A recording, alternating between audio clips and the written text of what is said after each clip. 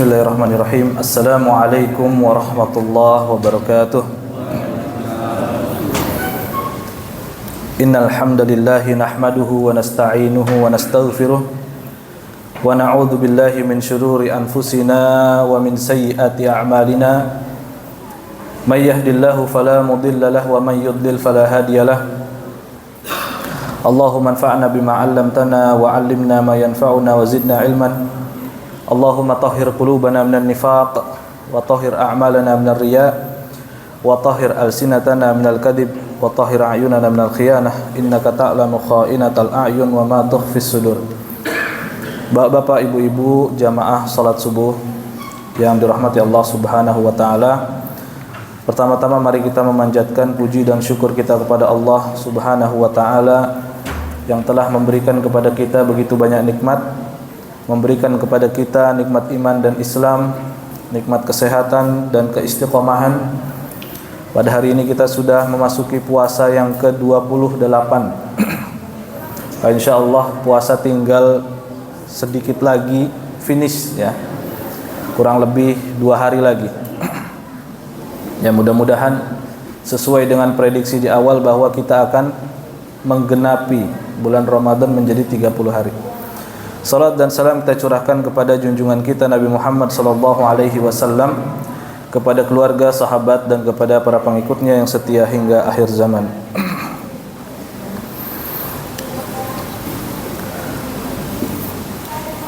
Pada pagi hari ini insyaallah kita akan membahas berkenaan dengan beberapa permasalahan fikih yang kita hadapi di penghujung bulan Ramadan. Di antaranya kita akan membahas berkenaan dengan zakatul fitr ya. Tata cara zakat fitri atau zakat fitrah atau zakat badan, maka itu semua namanya istilahnya sama. Dan kita akan membahas tentang salat Idul Fitr ya. Insyaallah kita akan membahas tentang salat Idul Fitr dan hukum-hukum yang berkaitan dengannya. Kalau kita mengamati bahwa bulan Ramadan ya diawali dengan melihat hilal dan diakhiri juga dengan melihat hilal bulan Syawal ya. Maka di situ menjadi patokan kita di dalam beribadah. Hitungan bulan Ramadan kalau tidak 29 maka digenapkan menjadi 30 ya. Dan tidak ada bulan Ramadan itu dihitung kurang daripada 29 hari ya. Kalau ada penghitungan yang kurang maka adalah kesalahan di dalam penentuan awal daripada bulan Ramadan tersebut ya, sebagaimana yang pernah terjadi di Saudi Arabia di tahun 1404 Hijriah, yang saat itu ya mereka terlambat dalam menentukan awal Ramadan sehingga yang terjadi mereka berpuasa 28 hari. Pada hari ke-28 mereka melihat hilal ya. Artinya apa? Mereka tidak sanggup dan tidak mampu melihat hilal di awal Ramadan. Tapi insyaallah dengan kecanggihan teknologi sekarang maka hal tersebut bisa diminimalisir ya, dan bisa dibilang hampir tidak ada ya. Maka penghitungan 29 atau 30 ini menjadi mutlak ya. Kalau kurang berarti ada Ramadan yang kurang, harus diqodok 1 hari gitu ya. Maka pada saat itu ya imam salat Id di Masjidil Haram mengatakan dan memerintahkan warga Saudi untuk mengqodok 1 hari puasa di bulan yang lain ya, di bulan selain daripada bulan Ramadan, karena sudah masuk hari Idul Fitri di hari yang ke-29. Nah, itu kurang hitungannya ya. Maka di sini di penghujung bulan Ramadan ada syariat yang disebut dengan zakatul fitr, zakat fitri atau zakat fitrah atau shadaqatul fitri atau zakat badan ya. Zakat itu bisa menjadi zakat badan atau zakat harta, zakatul badan atau zakatul mal ya. Kalau zakat badan maka zakat itu diambil setiap jiwa. Kalau zakat mal diambil dari harta ya. Maka zakat fitrah itu atau zakatul fitri disebut dengan zakat badan karena dia harus dikeluarkan bagi setiap manusia muslim yang hidup di bulan Ramadan dan bulan Syawal. Ya, insyaallah nanti kita akan bahas bagaimana syarat-syaratnya, ya. Wa tajibu zakatul fitr. Zakat fitri hukumnya itu wajib. Sebagaimana di dalam hadis Rasulullah sallallahu alaihi wasallam banyak sekali menyebutkan farada Rasulullah sallallahu alaihi wasallam zakatul fitr tuhratan lis-shaimi. Ya. Rasulullah sallallahu alaihi wasallam menggunakan lafaz farada. Jadi zakat fitri itu hukumnya adalah fardu yang harus dikeluarkan. Yang harus dikeluarkan, dan bagi orang yang berpuasa maka dia menjadi pensuci dan pembersih daripada ibadah puasanya. Dari apa? Dari al-lahwu war-rafath, ya. Daripada senda gurau dan daripada ar-rafas. Ar-rafas itu diartikan dengan berhubungan suami istri.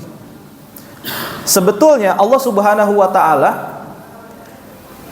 menginginkan kita di dalam bulan Ramadan itu sama sekali menjauhi yang namanya syahwat, ya.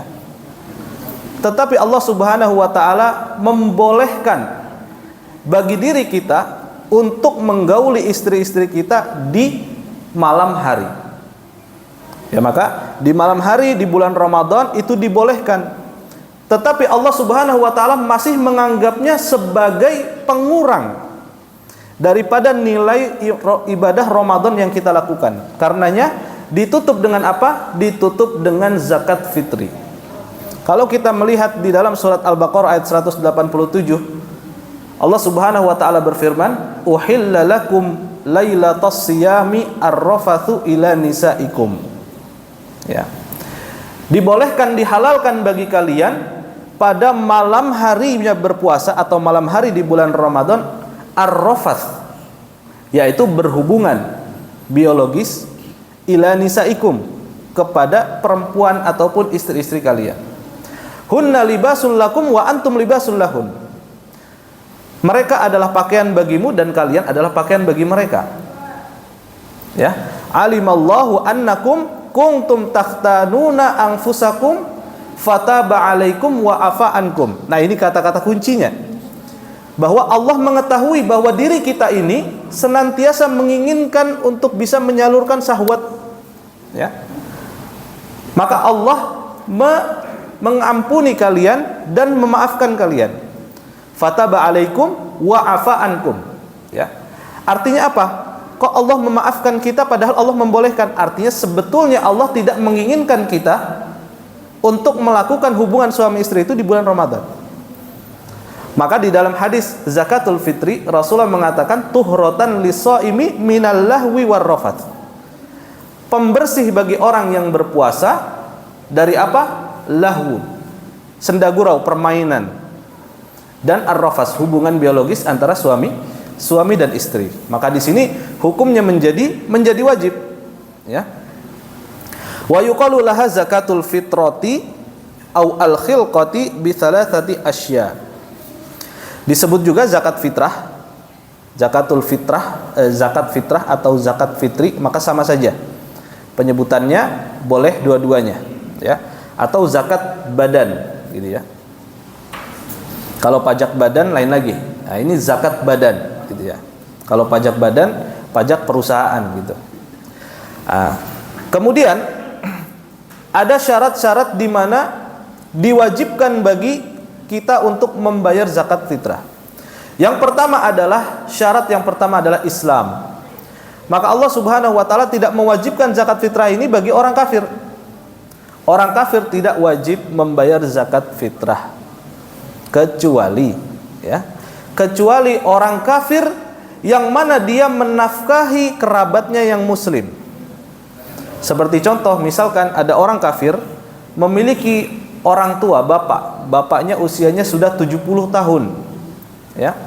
Dan nafkahnya ditanggung oleh dia, ya. Maka dia wajib membayarkan zakat fitrah untuk bapaknya. Tapi bukan untuk dirinya, untuk bapaknya. Begitupun untuk anaknya jika dia punya anak yang muslim, ya, atau istri yang muslimah. gitu. Tapi ini mungkin tidak bisa terjadi karena orang kafir tidak boleh menikah dengan seorang muslimah atau budak, ya. Maka budak itu juga wajib bagi majikan membayarkan zakat bagi budaknya yang muslim, ya. Maka di sini yang pertama syaratnya adalah Islam. Yang menjadi seorang yang wajib membayar zakat fitrah, syarat yang pertama adalah Islam. Kemudian yang kedua adalah idrakul waqti. Bahwa seseorang yang mendapati bagian daripada bulan Ramadan dan mendapati bagian daripada bulan Syawal, maka dia wajib untuk membayar zakat fitrah, ya. Bi ghurubi syamsi min akhiri yaumin min syahri Ramadan. Wa hina idzin fatukhraju zakatal fitri amman mata ba'dal ghurubi duna man wulida ba'dahu. Maka orang yang masih kondisinya hidup pada waktu hari terakhir di bulan Ramadan setelah maghrib, ya. Jika ada seseorang yang meninggal dunia setelah maghrib hari Idul Fitri, maka wajib atau tidak zakatnya? Wajib, karena dia mendapati waktu Ramadan dan waktu Syawal. Kalau ada seseorang yang dilahirkan, ada anak bayi dilahirkan sebelum matahari terbenam pada hari terakhir berpuasa di bulan Ramadan, apakah membayar zakat? Membayar zakat karena dia lahir masih posisi bulan Ramadan, kemudian dia masih hidup pada waktu ba'da maghribnya, ya. Maka di situ dia juga harus, ya, membayar zakat walinya, gitu, ya. Sebaliknya, seseorang yang wafat sebelum maghrib di bulan Ramadan hari terakhir di bulan Ramadan, maka dia tidak perlu membayar zakat, ya. Begitupun anak kecil yang dia lahir ba'da maghrib, ya, hari terakhir bulan Ramadan ba'da maghrib, maka di situ dia tidak perlu membayar zakat. Bagaimana dengan orang yang masuk Islam hari terakhir di bulan Ramadan sebelum maghrib? Nah, itu juga sama, masuk Islam hari terakhir, sorenya masuk Islam ba'da maghrib, kemudian dia hidup pada malam, ya, 1 Syawal, dan disitulah dia tetap wajib membayar zakat, ya. Maka di sini idrakul waqt, bahwa seseorang itu dalam kondisi hidup pada masa kapan? Yaitu pada masa mendapati sebagian dari bulan Ramadan dan mendapati sebagian daripada Syawal. Kemudian yang ketiga, wujudul fadl, ya, memiliki kelebihan. Apa kelebihan yang dimaksud? Bahwa orang yang wajib membayar zakat adalah orang yang memiliki makanan, memiliki kebutuhan pokoknya dia yang cukup untuk dirinya dan keluarganya pada hari raya Idul Fitri, kemudian masih ada kelebihan, ya, masih ada kelebihan. Maka di situ dia wajib untuk membayar zakat fitri. Kalau seseorang kepala keluarga, ya, dia tidak sanggup untuk membeli beras, membeli makanan yang cukup bagi dia dan keluarganya pada hari raya Idul Fitri, maka dia berhak menerima zakat, masuk kepada kategori fuqara wal masakin, gitu, ya.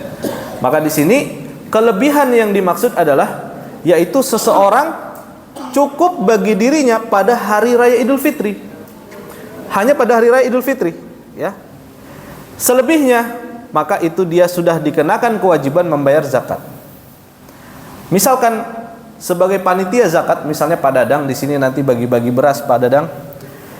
Ketika membagi beras, ya, kita sudah kasihkan beras itu, dan ketika kita dapati ada seorang yang fakir dan miskin, tapi dia mendapatkan zakat yang begitu banyak, ya, bahkan bisa dibilang cukup untuk waktu 1 minggu atau 1 bulan, maka di sini kita katakan kepada dia bahwa dia harus mengeluarkan zakat fitrah, gitu, ya.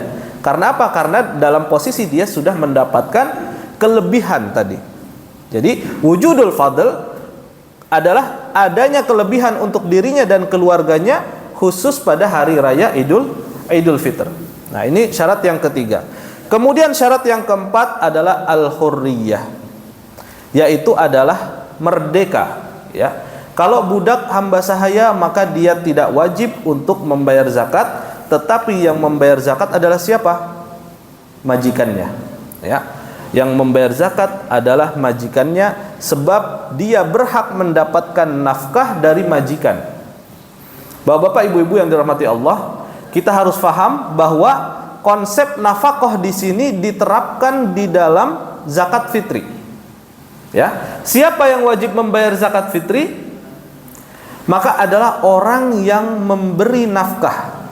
Nah, ini perlu digarisbawahi, orang yang memberi nafkah. Maka dia menanggung semua yang berada di bawah tanggungan nafkah dia.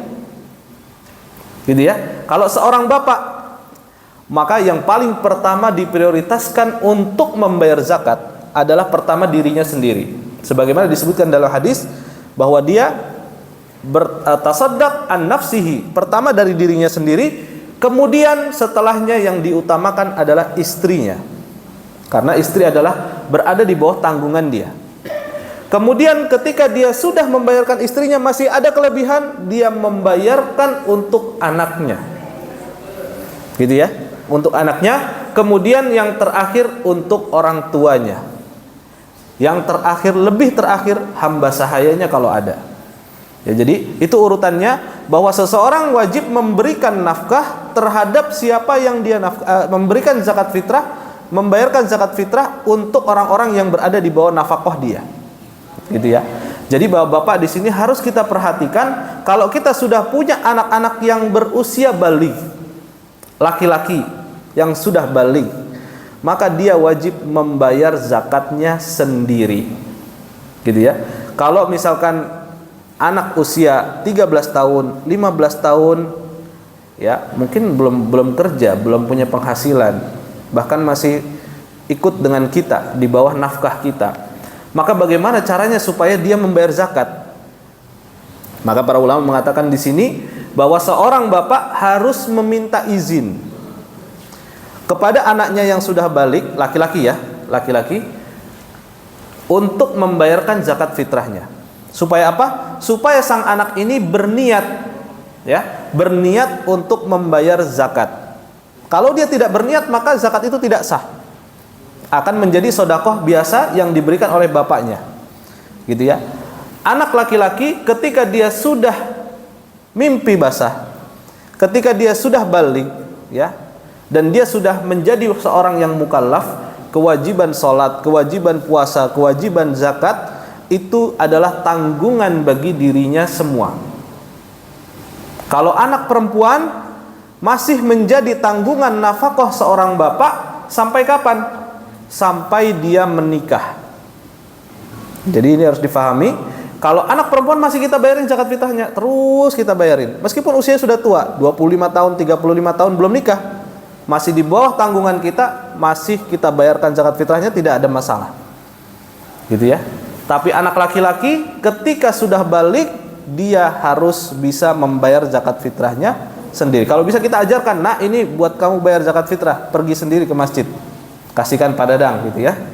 Maka di sini lebih afdol, dan mengajarkan anak kita untuk mandiri terhadap tanggung jawab di dalam syariat. Taib. Ya, sebagaimana dikatakan di dalam kaidah, man wajabat nafaqatuhu wajabat fitratuhu. Siapa yang diwajibkan baginya untuk membayarkan nafkahnya dia, maka diwajibkan juga untuk membayarkan zakat fitrahnya. Tapi di sini ada pengecualian, Bapak Ibu-ibu, bahwa orang bisa berada di bawah nafkah seorang laki-laki tetapi dia, ya, tidak dibayarkan zakatnya. Siapakah dia? Yaitu seorang wanita kafir yang suaminya adalah muslim. Maka karena istrinya tidak memiliki kewajiban membayar zakat, maka suaminya tidak perlu membayarkan zakat fitrah istrinya. Ya. Begitupun kalau ada kerabatnya yang kafir, orang tuanya kafir misalnya, maka tidak perlu membayarkan zakat fitrah orang tuanya atau anaknya. Ya, maka di sini pengecualian. Apabila seseorang itu adalah orang kafir, tidak ada kewajiban dia untuk membayar zakat fitrah, gitu ya. Taib. Berapa besaran zakat fitrah?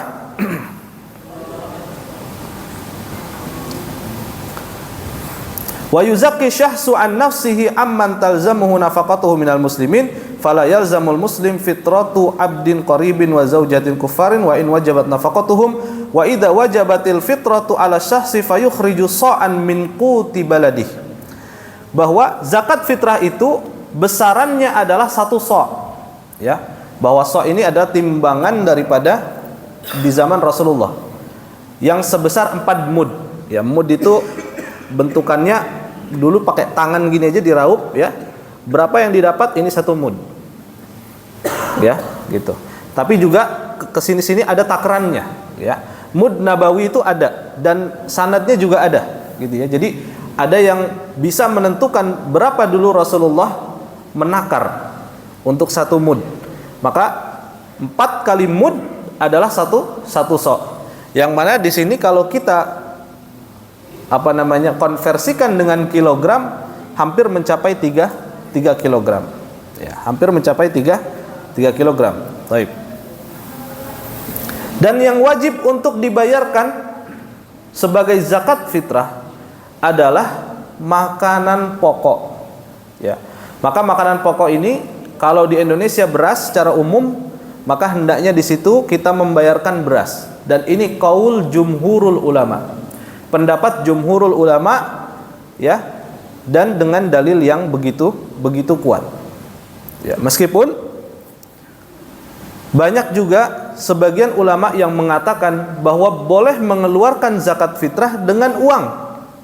Artinya apa? Kita ngasih kepada mustahik, langsung uangnya kita kasih.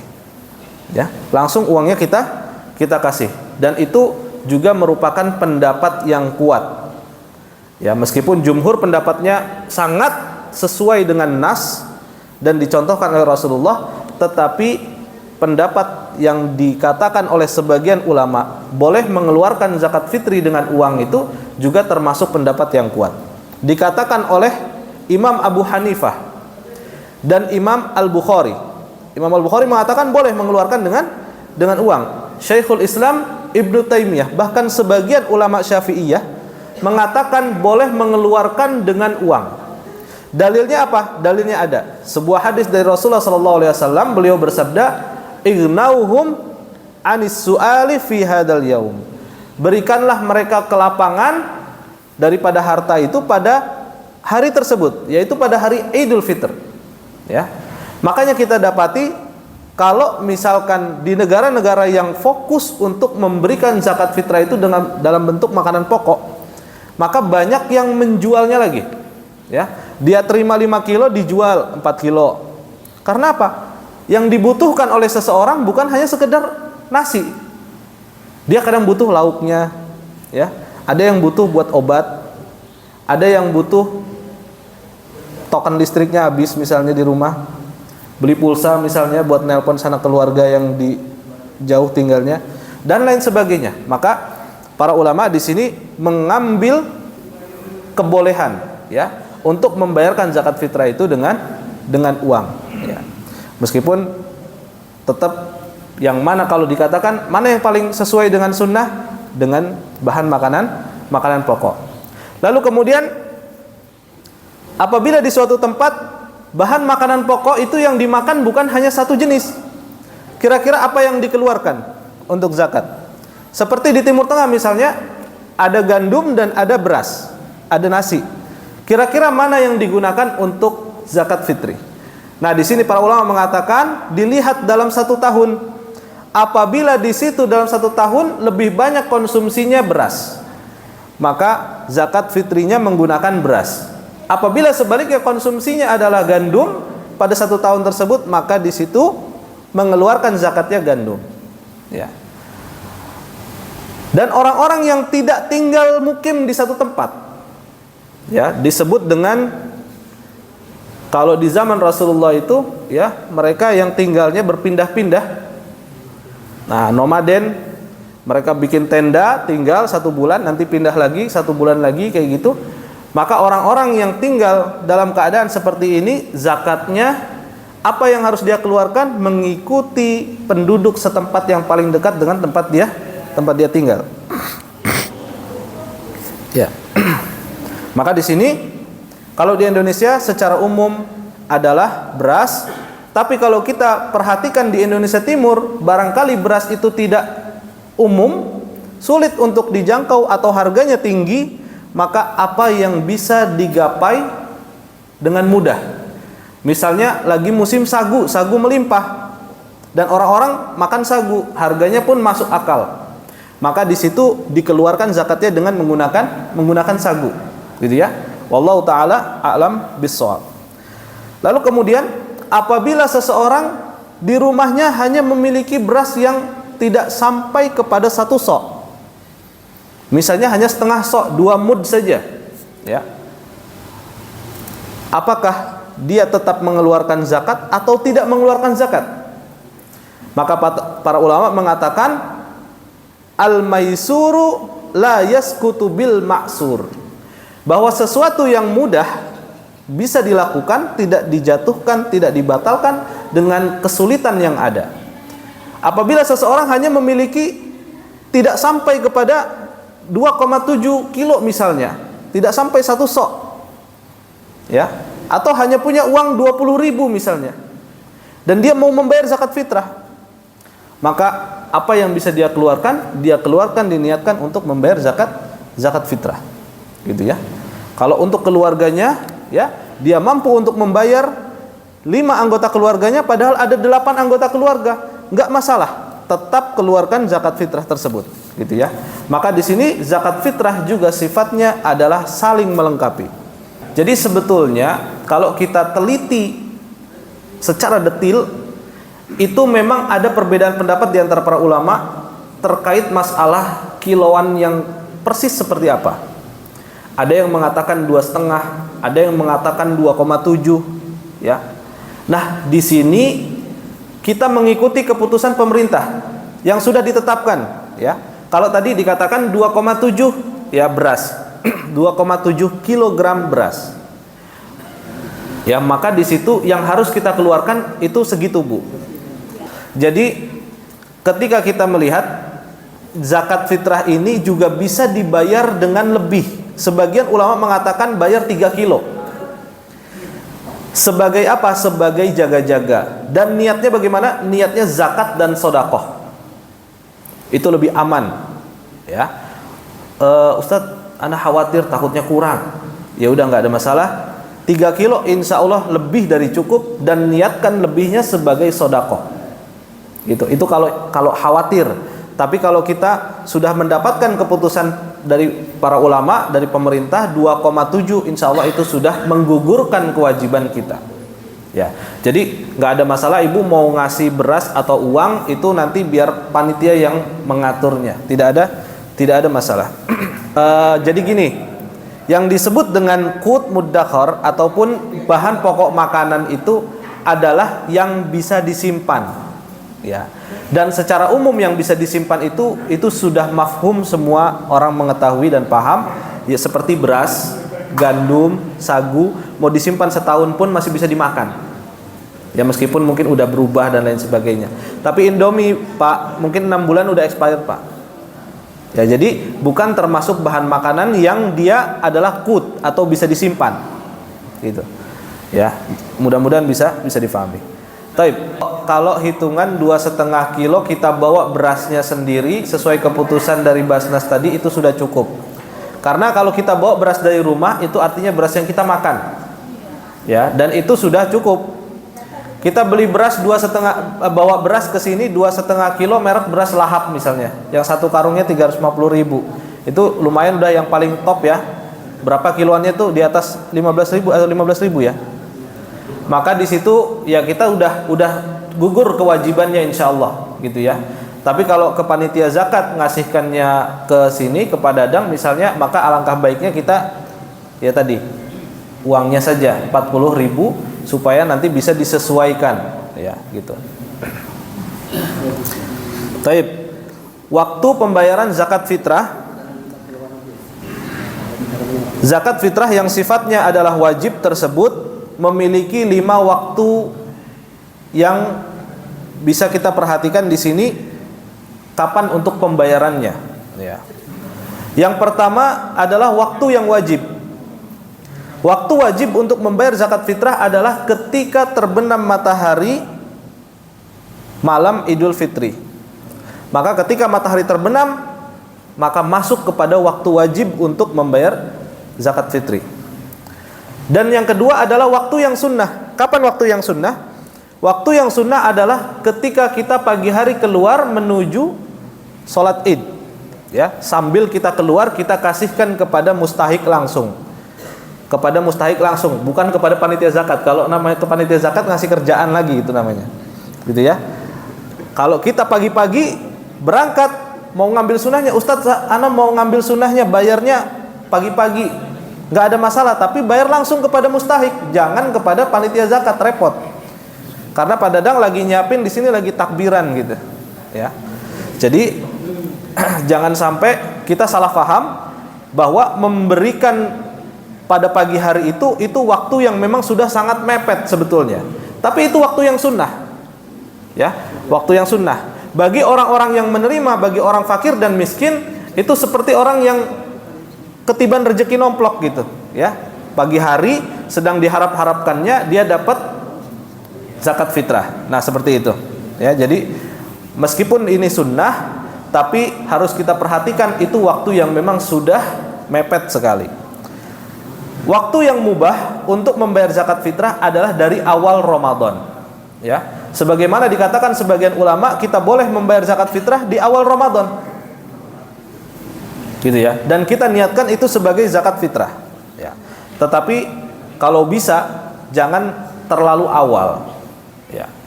Apalagi sebelum Ramadan misalnya, itu tidak syar'i dan tidak diajarkan. Lebih baik ya 1 pekan atau 3 hari sebelum Idul Fitri, 2 hari sebelum Idul Fitri. Nah, itu waktu yang paling pas, ya. Dan ada waktu yang makruh. Kapan waktu yang makruh? Ketika kita selesai sholat id, kita baru bayar zakat fitrah, kita baru kasihkan kepada mustahik, maka itu waktu yang makruh, ya. Dan waktu yang haram adalah ketika hari Idul Fitri itu sudah berlalu, kita baru membayar zakat fitrah, ya. Maka di sini kata Rasulullah SAW, ketika sudah dibayarkan, sudah bukan lagi sebagai zakatul fitri, tetapi menjadi sedekah biasa, ya. Meskipun demikian, para ulama mengatakan, meskipun Rasulullah mengatakan itu sebagai sedekah biasa, tetapi tidak menggugurkan kewajiban, tetap harus dikasihkan dengan niat qadha membayar zakat fitrah, ya. Misalnya, aduh, ternyata kurang 1 orang hitungannya, gitu kan, ada yang belum bayar, maka dibayar juga. Kapan kita bisa bayar? Ba'da sholat id langsung kita bayarkan, tidak ada masalah. Dan niatkan membayar zakat fitrah qadhaan, ya. Kalau sudah selesai sholat id, berarti kita membayar zakat fitrahnya dengan niat qadha, gitu. Apalagi sampai besoknya misalnya, nah itu benar-benar sudah qadha, ya, sudah qadha. Baik. Yang belum lahir belum wajib, ya. Yang sudah lahir dan dia dalam kondisi hidup, ya, dan mendapati Ramadan dan Syawal, itu dia intinya. Asisten rumah tangga dia suruh bayar sendiri dari hartanya dia sendiri, karena asisten rumah tangga itu bukan budak, Pak, gitu, bukan budak, ya. Budak itu dia tidak memiliki dirinya sendiri, ya. Karena dia tidak memiliki dirinya sendiri, dia dimiliki oleh majikannya. Bahkan budak itu seperti barang, Pak. Budak itu disamakan dengan kuda. Rasulullah mengatakan tidak ada zakat pada budak dan kuda, ya, kecuali budak yang beriman. Artinya apa?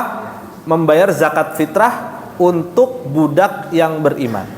Tapi kalau asisten rumah tangga itu statusnya bukan budak, Pak, tapi orang yang kerja, pegawai, maka dia harus bayar sendiri karena dia orang yang merdeka, gitu ya. Status budak itu sudah tidak ada di zaman sekarang, ya. Karena perang sudah minim, ya, tawanan-tawanan sudah sudah minim, hampir tidak ada. Jadi untuk membayar zakat fitrah, ya ini harus kita perhatikan, dan membayar zakat yang lain juga termasuk zakat mal, itu tidak boleh membayar zakat kepada orang yang kita nafkahi. Nah, ini harus menjadi perhatian. Ketika kita punya anak, ya, anak itu masih dalam keadaan belum balik misalnya, atau anak perempuan yang belum menikah, maka kita tidak boleh membayar zakat untuk dia. Ya, tidak boleh. Tapi kalau seorang istri membayar zakat untuk suami, boleh atau tidak? Boleh. Ya, seorang kakak kepada seorang adik yang sudah menikah, berkeluarga sendiri, boleh. Ya. Maka di sini insya Allah sudah jelas. Kalau anak ngasih ke orang tua padahal orang tua mampu, ya itu harus ditolak, Pak. Harus ditolak karena tidak termasuk dari asnaf zakatul fitr, gitu ya. Orang yang asnaf zakatul fitr itu cuma 2. Kalau zakat mal ada 8, kalau zakat fitri cuma 2. Fakir dan miskin yang tidak memiliki kebutuhan pokok untuk hidup di hari raya Idul Fitri, gitu ya. Jadi kalau orang tua kita, ya, yang sudah sepuh itu menjadi tanggung jawab nafkah kita, dan kita yang membayarkan zakat fitrahnya, itu memang benar, ya. Jadi, ya, semua orang-orang yang berada di bawah tanggungan nafkah kita, dari istri, anak, orang tua, bahkan sampai kakek kalau masih ada, dan hamba sahaya, itu kita yang bayarin, kita yang menanggung sebagai seorang pemberi nafkah, gitu, ya. Tapi bukan ngasihkan gitu, misalkan, oh orang tua saya udah tua, ya udah saya bayar zakat fitrah ke beliau saja. Enggak, itu tidak boleh. Karena apa? Kita nanggung nafkah dia, ya, enggak boleh membayar zakat fitrah ke dia. Kalau misalkan seorang kakak ini dengan kondisi sudah tidak ada orang tuanya, maka dia menjadi wali nih, memberikan nafkah kepada adiknya. Maka di situ dia enggak boleh ngasih gitu, karena adiknya menjadi tanggungan nafkah dia. Gitu ya. Maka di sini kalau misalnya udah berkeluarga nih masing-masing, ada yang kurang mampu, ya, silahkan, nggak ada masalah, itu dikasihkan, nggak ada masalah, boleh, gitu, boleh, ya. Statusnya menjadi mustahik, dan karena dia sudah berkeluarga, dia punya keluarga sendiri dan tidak ada hubungan nafkah sama sekali, boleh dikasih, gitu. Jadi hubungan nafkah itu terjadi dengan 3 hal, hubungan nafkah itu. Yang pertama adalah kekerabatan darah, bapak dengan anak, ya, dengan kakek, gitu ya. Itu adalah kekerabatan dengan darah, itu menjadi hubungan nafkah. Yang kedua adalah dengan pernikahan, suami dan istri, ya, suami kepada istri, itu menjadi hubungan nafkah. Kemudian yang ketiga hubungan perbudakan, ya. Majikan kepada budak, maka dia wajib menanggung nafkahnya. 3 ini perlu diperhatikan. Misalnya anak udah kerja, dia mau membayarkan zakat untuk orang tuanya, ya, bukan ngasih ke orang tua tapi membayarkan zakat orang tuanya. Boleh, Bu? Nggak ada masalah, boleh, ya, silahkan. Meskipun orang tuanya mampu, nggak ada masalah, ya. Nah, itu sebagai bentuk birrul walidain, ya. Sebetulnya anak ketika sudah balik, apalagi sudah kerja tadi, sudah mampu, itu dia sebetulnya kewajiban dia memberikan nafkah kepada orang tuanya. Sebagai dalil adalah surat Al-Baqarah ayat 233 kalau tidak salah, ya. Wa 'alal mauludi lahu rizquhunna wa kiswatuhunna bil ma'ruf la tukallafu nafsun illa wus'aha la tudarra walidatun biwaladiha wala mauludun lahu biwaladihi wa 'alal warithi mithlu dzalik. Jadi ketika orang tua memberikan nafkah kepada anaknya, hubungannya tidak boleh ada saling memberikan madarat. Ya, di ujung ayat Allah Subhanahu wa taala berfirman wa 'alal warithi mithlu dzalik. Orang yang menjadi pewaris itu ketika orang tua sudah tidak mampu lagi, pewaris inilah yang memberikan nafkah kepada orang tua. Begitu ya. Maka di sini sebetulnya anak laki-laki itu dia punya kewajiban kepada orang tuanya. Bukan anak perempuan ya, anak laki-laki gitu. Kalau anak perempuan dia tidak wajib kepada orang tuanya, tapi kalau anak laki-laki wajib kepada orang tuanya, gitu. Jadi harus difahami, kalau anak laki-laki mau membayarkan untuk orang tuanya, silahkan saja, nggak ada masalah, meskipun orang tuanya mampu, gitu ya.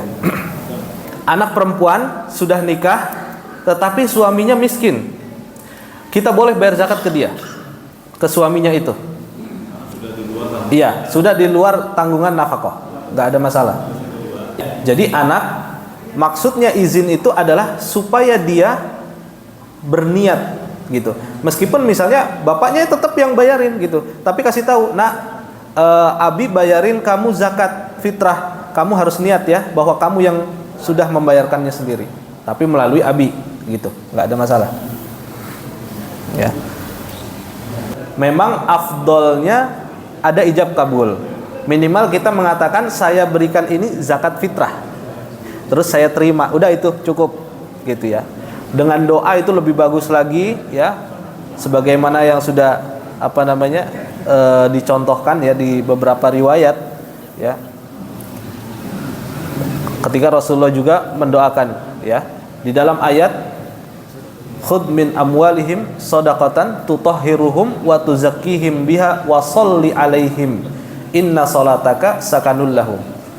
Jadi ambillah dari mereka zakat ya, dan di situ wa sholli alaihim kata Allah, doakan mereka, sesungguhnya doamu untuk mereka itu adalah ketenangan bagi mereka. Jadi kalau orang yang menerima zakat doain sebetulnya bagusnya gitu ya. Dan kita ngasih juga dengan kayak tadi ijab kabul itu lebih afdol gitu ya, supaya tahu maksudnya, niatnya juga ketahuan. Nggak wajib ijab kabul, itu sebagai penyempurna saja. Karena ketika kita sudah menyerahkan, itu nggak ada maksud lain kecuali sebenarnya itu zakat fitrah, gitu. Artinya tanpa adanya lafaz aku berikan dan aku terima, itu sudah memiliki makna ijab dan kabul, gitu. Gitu. Ya. Cuma kalau misalkan kita sampaikan, itu ya lebih bagus lagi gitu. Sama kayak jual beli.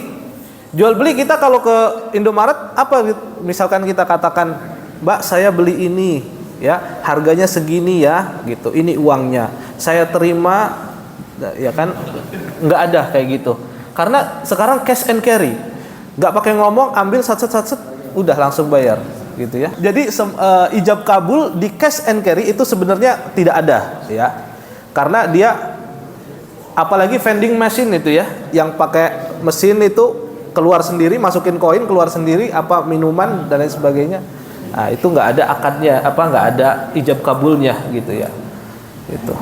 Maka di sini kita perhatikan semua ya, bahwa pertama niat itu ketika sudah jelas dibentukkan dalam bentuk perbuatan, maka itu sudah bisa difahami ya, dan itu menjadi ijab dan kabul tersendiri tanpa diucapkan gitu ya. Jadi gini, fakir dan miskin memang kalau kita ngelihat batasan-batasannya itu mungkin kita agak sulit gitu ya. Apalagi mungkin kita korek Bu pendapatannya, atau Pak pendapatannya sehari berapa atau sebulan berapa, itu sudah bisa mengkategorikan seseorang apakah miskin atau fakir. Di Indonesia orang miskin berapa? Kalau tidak salah pendapatan per bulan di bawah atau di 500.000 ya kalau tidak salah, atau 1 juta, saya lupa yang terbaru itu. Nah itu bisa dicek ya, bisa jadi patokan ya, bahwa seseorang punya pendapatan 1 bulan sekian, maka itu sudah dikatakan dia tidak cukup tuh ya, dengan harga bahan pokok yang sekarang harganya ini. Jangan kita lihat dia punya HP-nya, jangan kita lihat dia punya motornya atau punya rumahnya. Banyak orang miskin dia punya rumah gitu ya. Maka di sini kita harus benar-benar ya bijak gitu ya, bijak. Kalau misalkan sulit sekali untuk mencari di lingkungan sekitar, boleh keluar. Tapi Al-Imam Syafi'i mengatakan bahwa zakat itu tidak boleh dibawa keluar. Ya, jadi yang paling ketat dalam urusan pendistribusian zakat itu Imam Syafi'i, bahkan sampai mempersulit para panitia. Ya, mempersulit amil. Makanya di situ banyak yang kemudian keluar dari mazhab Syafi'i untuk bisa memudahkan mereka distribusi. Zakat badan itu akan mengikuti badan. Zakat mal akan mengikuti tempat di mana harta itu dia bergerak. Misalnya kalau perusahaan, saya tinggal di sini, perusahaan saya di Jakarta misalnya, maka zakat itu dikasih di Jakarta, dikeluarkan di Jakarta, karena malnya ada di Jakarta. Tapi kalau misalkan badan saya di mana untuk zakatul badan, badan saya ada di sini, di kampung sini, maka zakat badan kita juga harus didistribusikan di terdekat dengan kita, gitu ya. Jadi di kampung sendiri. Ya mudah-mudahan nanti bisa dianu lagi orang-orang yang memang mungkin kita lihat dari segi profesinya dia kurang mumpuni gajinya. Misalnya buruh ya, buruh lepas, buruh harian lepas, atau mungkin yang outsourcing, ya outsourcing juga banyak yang kurang mampu ya, gitu, atau tukang becak dan lain sebagainya. Insya Allah bisa dipetakan insya Allah. Jadi kalau kita melihat ketetapan yang ada di madhab Syafi'i, pokoknya zakat itu dia harus menyeluruh untuk seluruh orang yang fakir dan miskin. Artinya orang fakir ada, orang miskinnya juga ada. Itu harus bisa dibedakan. Ketika udah ada orang fakir dan ada orang miskin, maka itu sudah selesai. Sudah selesai dikasihkan. Dan itu tidak ada ketentuan kita mau ngasihnya berapa, nggak ada masalah. Gitu ya. Yang sewajarnya, yang selayaknya kita kasihkan. Misalkan tadi mau ngasih 25 kilo per kepala, nggak ada masalah, silahkan. Gitu ya. Tadi yang penting dalam mazhab Syafi'i, yang penting adalah pemerataan ya tadi. Itu cukup besar itu dapatnya kalau cuma 60 orang atau 60 kakak. Iya, kan itu nanti bisa dilihat juga anggota keluarganya ya, buat pertimbangan berapa besar yang bisa dibagikan gitu. Jadi ya kalau nanti ada yang di bawahnya anaknya misalnya 5, kan kita anggap semuanya juga tidak mampu gitu ya. Nah itu ada ada pembagian tersendiri hitung-hitungannya. Kalau kita melihat ada riwayat bahwa kalau orang yang meminta-minta itu sekalipun dia di atas kuda maka berikanlah.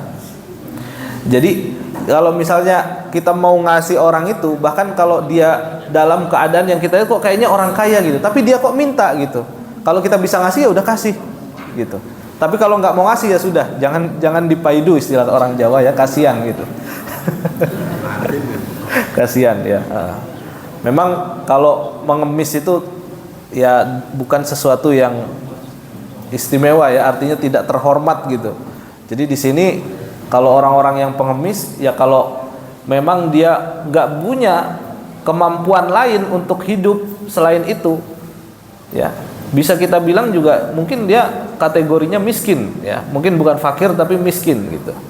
Misalnya kayak ibu-ibu yang suka mulung ya, pemulung berapa penghasilannya sehari, itu banyak kita kalau ngelihat malam-malam di pinggir jalan orang-orang yang mulung itu kan sudah kehitung kiloannya berapa ya. Jadi harus kita yang peduli. Jangan sampai kayak kita dia banyak nih duitnya gitu.